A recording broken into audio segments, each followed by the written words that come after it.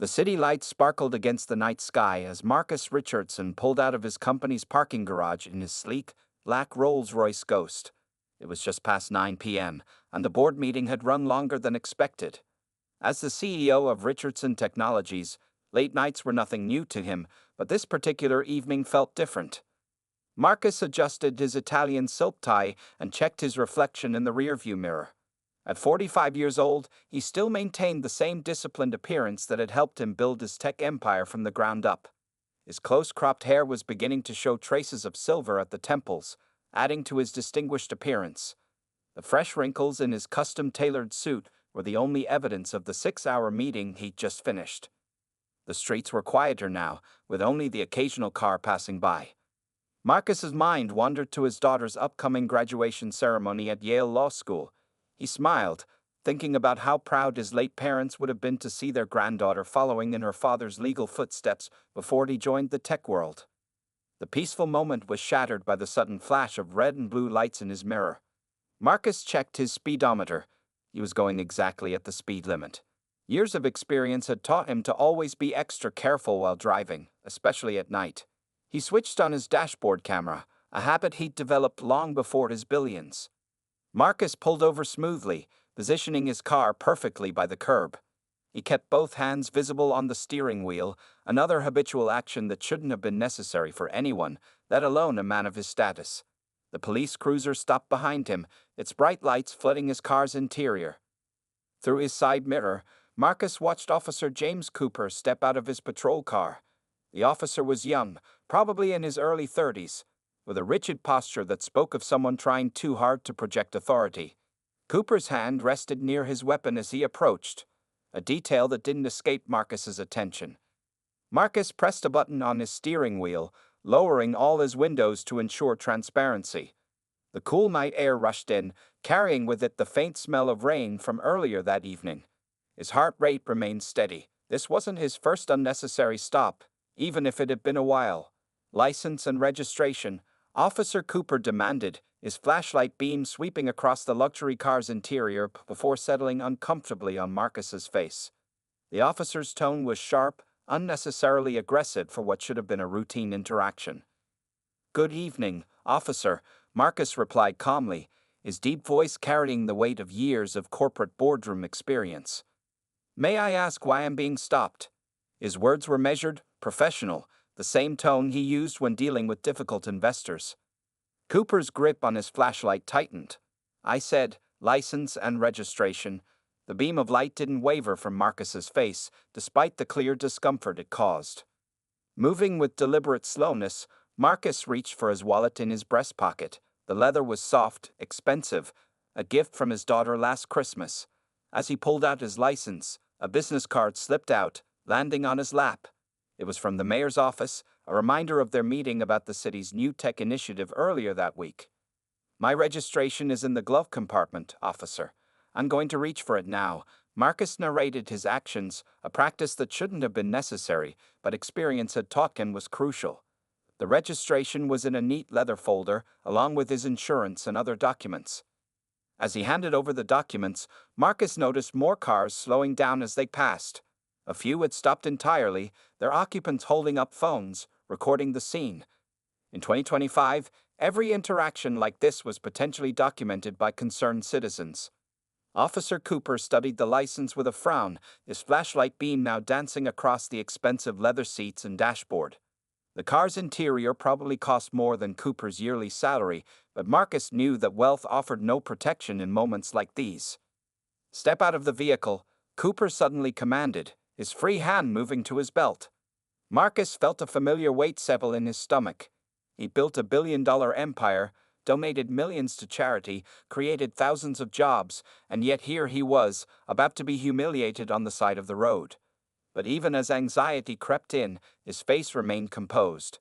Years in the corporate world had taught him the value of maintaining dignity under pressure. Little did Officer Cooper know, this routine stop was about to change. Marcus stepped out of his Rolls-Royce with the same grace he used when entering board meetings. The night air had grown colder, but that wasn't why he felt a chill run down his spine. Officer Cooper's hand hadn't left his weapon, and the flashlight beam followed Marcus's every move like a spotlight. Place your hands on the hood, Cooper ordered, his voice carrying across the quiet street. More cars had stopped now, their headlights creating a semicircle of light around the scene. The soft glow of phone screens showed that at least a dozen people were recording. "Officer Cooper," Marcus said, reading the nameplate on the officer's uniform. "I provided my license and registration. They're both valid. Could you please explain why I'm being detained?" His voice remained steady, though his expensive suit was getting wrinkled as he leaned against the car's hood.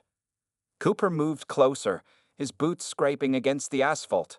"How do you know this vehicle isn't stolen?" he demanded, ignoring Marcus's question.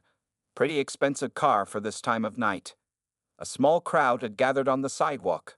Marcus could hear their whispers and the occasional angry comment. He noticed a young woman in a business suit shaking her head as she filmed, while an elderly man looked on with sad, knowing eyes. "Officer, I'm Marcus Richardson, CEO of Richardson Technologies. This is my car, as the registration shows. Our company headquarters is just 3 blocks from here."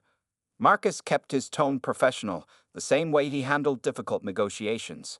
"You can easily verify my identity." Cooper scoffed, moving to pat Marcus down with rough, aggressive movements. "Everyone's somebody important these days, aren't they?" His words dripped with sarcasm. "Hands behind your back." "This is unnecessary," Marcus stated firmly. "I've broken no laws. Your dashboard camera and my car's cameras are recording this interaction, along with these witnesses." He nodded toward the growing crowd, which had now spilled onto the street. The mention of cameras seemed to make Cooper more aggressive rather than cautious. He grabbed Marcus's wrist, trying to force his arms behind his back. The expensive watch on Marcus's wrist, a gift from his late wife, scraped against the car's paint. "Stop resisting," Cooper shouted, though Marcus hadn't moved except to comply with orders. The officer's voice echoed off the surrounding buildings, drawing even more attention. "I am not resisting," Marcus replied calmly, though his heart was racing. "I am complying with your orders while stating my rights. There are witnesses present who can verify this." From the crowd, someone shouted, "This is wrong." Another voice called out, "We're sending this to the news." The tension in the air was thick enough to cut with a knife. Cooper roughly handcuffed Marcus, the metal cold against his wrists. The same hands that had signed million-dollar contracts earlier that day were now bound behind his back. The officer began searching Marcus's pockets, pulling out his phone, wallet, and keys, dropping them carelessly on the hood of the Rolls-Royce. As Cooper started to search the car without permission, Marcus spoke loudly enough for all the cameras to pick up. "Officer Cooper, I do not consent to a search of my vehicle. You have no probable cause, and I am invoking my Fourth Amendment rights." The crowd had grown larger. Among them, Marcus spotted one of his company's security guards who had been working late. The young man was already on his phone, no doubt calling the company's legal team. Several news vans were pulling up, their bright lights adding to the surreal scene. Cooper emerged from the car, holding Marcus's laptop bag. "What's in here? Drugs? Stolen goods?" "That's a company laptop containing confidential business information," Marcus replied, his dignity intact despite the handcuffs. "Opening it without a warrant would be a violation of multiple corporate privacy laws." Suddenly, another police car pulled up, its lights flashing but siren silent. An older officer stepped out, his uniform showing higher rank. The expression on his face changed from professional interest to shock as he recognized Marcus. "Oh my God," the senior officer muttered, walking quickly toward the scene. He had just attended a city council meeting where Marcus had pledged to revitalize the city's poorest neighborhoods. The same man was now standing handcuffed next to his own car, surrounded by cameras and angry witnesses.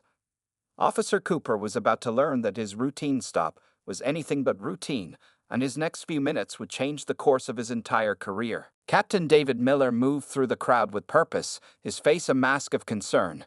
25 years on the force had taught him to spot trouble, and this situation was a powder keg ready to explode. The handcuffed man standing beside the Rolls-Royce wasn't just any businessman, he was Marcus Richardson, one of the most influential people in the city. "Officer Cooper." Captain Miller's voice cut through the news of Marcus Richardson's wrongful arrest spread through the city like wildfire. Within 30 minutes, The scene outside Richardson Technologies had transformed into a media circus. News vans lined both sides of the street, their satellite dishes reaching into the night sky like maple trees. Officer Cooper sat in his patrol car, his head in his hands. Through his windshield, he could see the police commissioner, Janet Brooks, stepping out of her car. She had left a charity dinner the moment she'd heard about the incident. Her face was a mixture of concern and controlled anger as she approached Marcus. "Mr. Richardson," Commissioner Brooks said, extending her hand. "I cannot begin to express how deeply sorry I am for this incident." She was dressed in an evening gown, having rushed straight from the fundraiser. "Your contribution to our city has been immeasurable." Marcus shook her hand firmly. "Commissioner, I believe we can turn this unfortunate situation into an opportunity." He gestured to the crowd, which had grown to over 100 people. Many held signs hastily made with paper from nearby offices, demanding justice and police reform.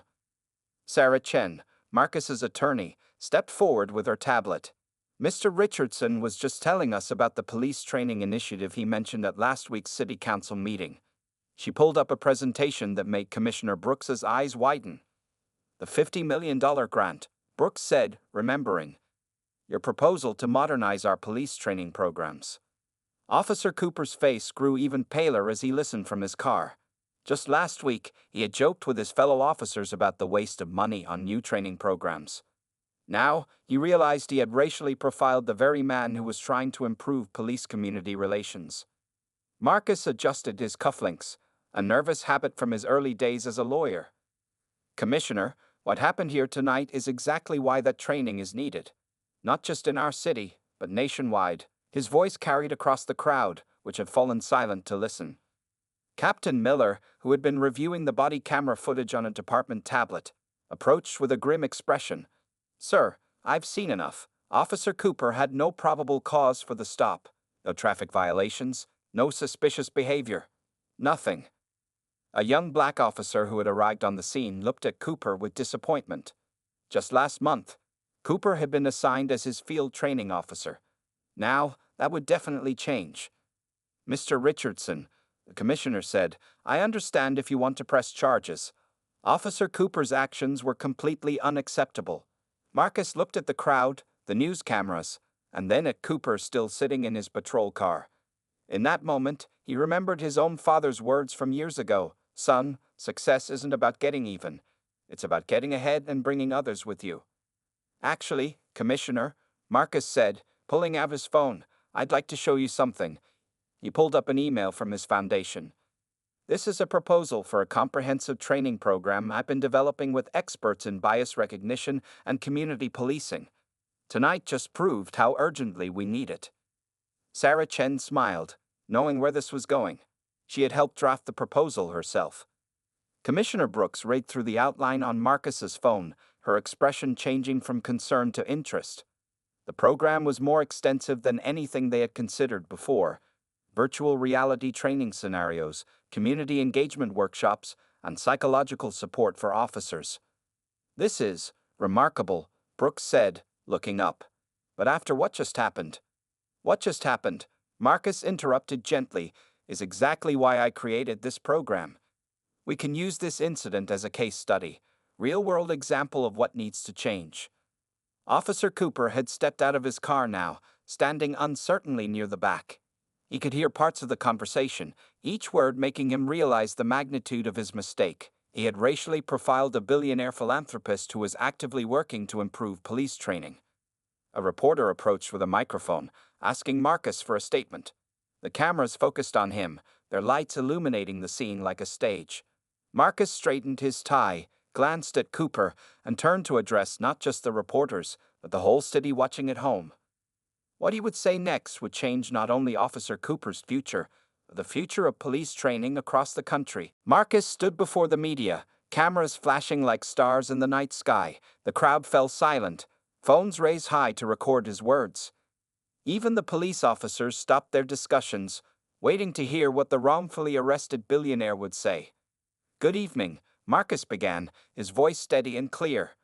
"What happened here tonight is not just my story.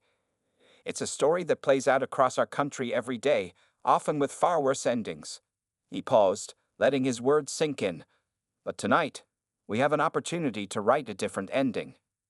Sarah Chen, his attorney, watched proudly. She had known Marcus for 15 years and had seen him turn countless challenges into opportunities. Commissioner Brooks stood nearby, her evening gown a reminder of the charity dinner she'd left to handle this crisis. "I will not be pressing charges against Officer Cooper," Marcus announced. The crowd murmured in surprise. Cooper, still standing by his patrol car, looked up in shock. "Instead, I am doubling my foundation's commitment to police training and community relations from $50 million to $100 million. The reporters burst into questions, but Marcus raised his hand for silence. "This incident has proven what I've been saying in city council meetings. We need systematic change, not individual punishment. Officer Cooper's actions tonight weren't born in a vacuum. They're the result of a system that needs improvement." He gestured toward the Richardson Technologies building behind him. "In my company, when we find a bug in our software, we don't just patch it and move on. We look at the whole system to prevent similar problems from happening again. We should approach police reform the same way." Commissioner Brooks stepped forward. "Mr. Richardson, your generosity is remarkable, but after what happened..." Marcus smiled gently. "Commissioner, what better way to demonstrate the need for change than to use this incident as a teaching moment?" He turned to address the crowd again. "Starting tomorrow, my team will work with the police department to implement new training programs. Virtual reality simulations, community engagement workshops, and psychological support for officers." Officer Cooper had moved closer, drawn by Marcus's words. His face showed a mix of shame, relief, and confusion. The same man he had handcuffed less than an hour ago was now protecting him from what could have been career-ending consequences. "Officer Cooper," Marcus called out, making the young officer freeze in place. "Would you be willing to be part of this program? To share your perspective and help other officers learn from this experience?" The cameras swung toward Cooper, who looked like he wanted to disappear into the ground. But Marcus's expression showed no anger or mockery, only a sincere desire for change. "Yes, sir," Cooper managed to say, his voice thick with emotion. "I would like that." Sarah Chen was already pulling up documents on her tablet. "We can have the initial program framework ready by morning," she told Commissioner Brooks. "Mr. Richardson has been developing this for months." The crowd's mood had shifted from anger to something more hopeful. Several community leaders who had arrived at the scene were nodding in approval. This was more than just forgiveness. It was a path to real change. Marcus checked his scratch watch again, thinking of his father's words about success and lifting others up. "Commissioner Brooks, I'd like to schedule a full presentation of the program for tomorrow morning, 9 a.m., if that works for you?" "Of course, Mr. Richardson," Brooks replied, looking relieved and impressed at the same time. "I'll have my entire command staff there." The news reporters were already sending their updates. Headlines were changing from "Billionaire wrongfully arrested" to "Tech CEO turns police incident into $100 million reform initiative." Marcus turned to Cooper one last time. "Officer, I hope you'll join us tomorrow. Your perspective will be valuable in shaping this program." The young officer nodded, unable to speak, still processing how his biggest mistake had turned into an opportunity for growth. As Marcus's security team prepared to escort him home, he looked at the scratch watch one more time. Sometimes, he thought, the best revenge isn't punishment, it's progress. The night's events would change not just one officer's perspective, but potentially police training across the nation. The next morning, the main conference room at police headquarters buzzed with nervous energy. Every senior officer in the department sat around the large oak table, their cups of coffee untouched. At exactly 9 a.m., Marcus Richardson walked in, dressed in a fresh Navy suit, carrying the same laptop bag that Officer Cooper had questioned the night before. Sarah Chen followed with her team of experts, psychologists, community leaders, and training specialists. Officer Cooper sat in the back corner, wearing his civilian clothes and looking like he hadn't slept all night. Dark circles under his eyes told the story of a man who had spent hours questioning his entire career. "Good morning," Marcus said, his voice filling the room. "Last night showed us why we need change. Today, we'll discuss how to make that change happen." He opened his laptop, and the large screen behind him came to life with detailed presentations. The first slide showed statistics about police encounters gone wrong. These numbers aren't just statistics, Marcus explained. They're stories. Stories like what could have happened last night if things had gone differently. Commissioner Brooks watched intently as Marcus outlined the new training program. It would start with virtual reality simulations where officers would experience encounters from the civilian's perspective. Body cameras would now use AI to detect signs of escalating tension and provide real-time feedback to officers. But technology is only part of the solution, Marcus continued, changing to a new slide. The real change must come from understanding and empathy. He gestured to Officer Cooper. Would you join me up here, officer? Cooper's face reddened, but he stood and walked to the front. His uniform had been replaced by a simple shirt and slacks. He was on administrative leave pending the investigation. Officer Cooper and I had a long conversation this morning before this meeting, Marcus revealed.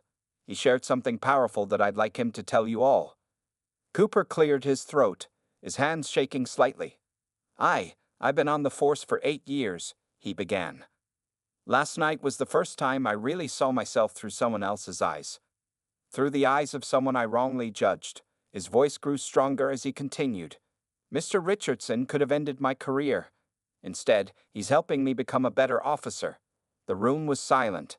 Several veteran officers nodded in understanding. They had seen too many colleagues let pride or prejudice destroy their careers. Marcus pulled up another slide showing community engagement programs. Every officer will spend time in the communities they serve, not just patrolling, but participating. Community dinners, local events, mentoring programs. We need to break down the walls between police and the people they protect. Sarah Chen distributed tablets to everyone in the room. These contain the full program details.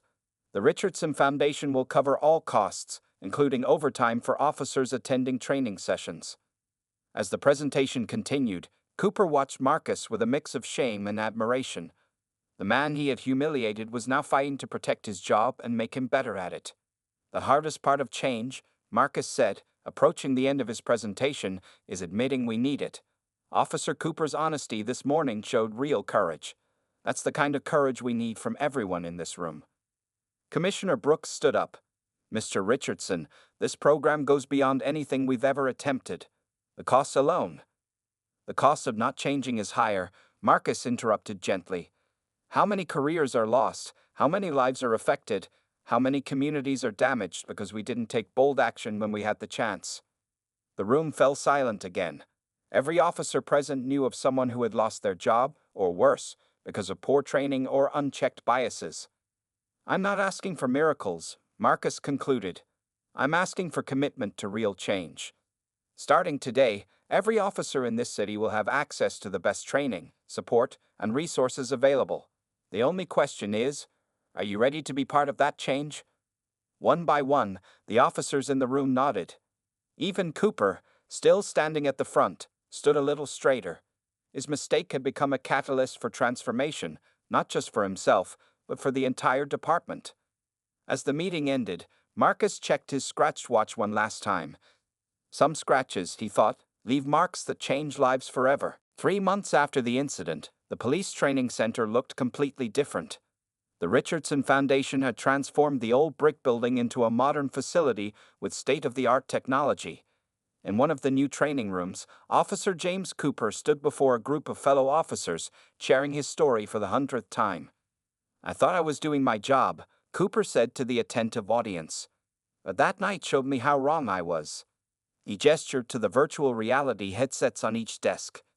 Today, you're going to experience what it feels like to be on the other side of that encounter. The training room was full. Officers from departments across the state had come to learn from the program that was making national headlines. On the walls hung photos of community events, police officers playing basketball with local kids, attending neighborhood meetings, and participating in cultural celebrations. Marcus Richardson walked in quietly, taking a seat in the back. He tried to attend at least one training session each week, but today was special. It was Cooper's first time leading the entire session alone. Put on your headsets, Cooper instructed. You're about to experience what Mr. Richardson felt that night. But more importantly, you'll feel what thousands of innocent people feel every day when they're wrongly profiled. The virtual reality program began. Officers found themselves sitting in a luxury car, but the experience wasn't about the vehicle. It was about the fear, the humiliation, and the helplessness of being judged for their appearance. Sarah Chen sat next to Marcus, taking notes on her tablet. The program had already been adopted by 12 other cities, and more were calling every day. The governor's office called again, she whispered. They want to make this mandatory statewide training. Marcus nodded, watching Cooper guide his colleagues through the simulation. The young officer had transformed over the past months. His shame had turned into determination to help others learn from his mistake. After the VR session, Cooper led a discussion. Officers shared their reactions, many visibly moved by the experience. "I never thought about how it feels," one veteran officer admitted. 20 years on the force, and I never really put myself in their shoes." The afternoon session moved to the community center next door, another addition funded by the Richardson Foundation. Local residents had come to share their experiences with the police, not to condemn but to connect and understand. Mrs. Johnson, an elderly woman from the neighborhood, stood to speak. 6 months ago, I was afraid when police cars drove down my street, she said. Now, I know Officer Cooper by name. He helps my grandkids with their homework at the community center. Cooper smiled, remembering how he used to patrol these same streets with suspicion. Now he knew the residents, their stories, their struggles, and their dreams. The badge on his chest felt different now. It was a symbol of service, not just authority. Marcus stood to address the group. What happened that night could have ended with anger and punishment, he said. Instead, it's ending with understanding and growth. He turned to Cooper. Officer Cooper didn't just learn from his mistake, he's helping others learn too. The program had already shown results. Complaints against officers had dropped by 40%. Community trust scores were rising.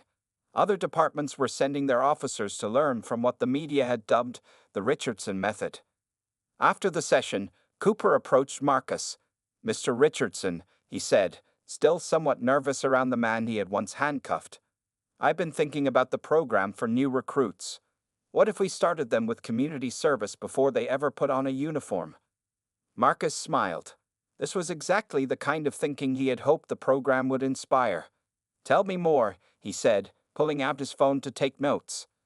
As they walked through the training center, officers and community members mingled, sharing stories and snacks. The walls that had once divided them were coming down, one conversation at a time. Sarah Chen watched from the doorway, thinking about how a moment of injustice had sparked a movement of change. The scratched watch on Marcus's wrist caught the light, a permanent reminder that sometimes the deepest wounds could lead to the greatest healing. 6 months to the day after the traffic stop, Marcus Richardson stood on stage at the National Police Training Conference in Washington, D.C. The grand ballroom was packed with police chiefs, trainers, and officers from across the country. In the front row sat Officer James Cooper, now promoted to training coordinator, wearing his dress uniform with pride. 6 months ago, Marcus began, his voice carrying through the hushed room. I was handcuffed beside my car for no reason except prejudice and assumptions. He paused, letting the words sink in. Today, I'm here to tell you how that moment changed not just one department, but police training across America. The large screens behind him showed statistics. 50 departments had adopted the Richardson method. Complaints against officers had dropped by 60% in participating cities, and community trust ratings had reached historic highs. But numbers don't tell the whole story, Marcus continued. He gestured to Cooper. Would you join me up here, James? Cooper walked up to the stage confidently, very different from the shame-filled officer of 6 months ago. The scratched watch on Marcus's wrist caught the spotlight as they shook hands, a reminder they had chosen to keep. 6 months ago, I was that officer who saw suspicion instead of humanity, Cooper addressed the crowd.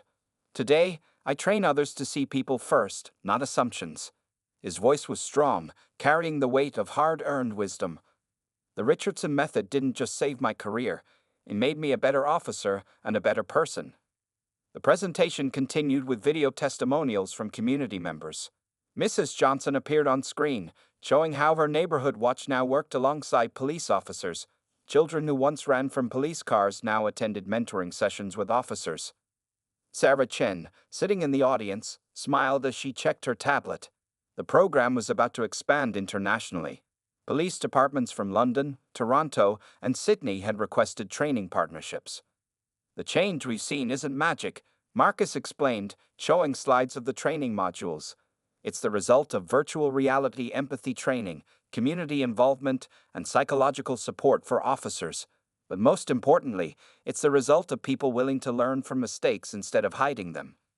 Cooper stepped forward again. "We now start every training session with my story," he said. "Not to shame me, but to show that change is possible.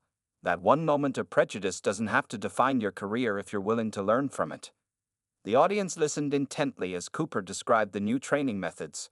Officers now spent their first month in community service before touching a badge or gun. They experienced their beats through virtual reality simulations from the civilian perspective. Regular psychological support helped them process the stress of their jobs. But the real change, Marcus added, happens in small moments.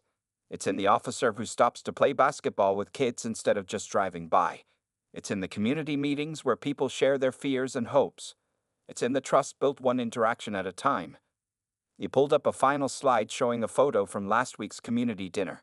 Officers and residents sat together, sharing meals and stories. Cooper was there, helping a young boy with his homework. 6 months ago, I could have pressed charges, Marcus said, his voice softening. I could have ended Officer Cooper's career and added one more story to the cycle of distrust. Instead, we chose a different path. The room fell silent as Marcus held up his scratch watch. This watch was damaged that night during my arrest. I kept it as a reminder that some scratches can lead to healing if we let them. Cooper stepped forward one last time.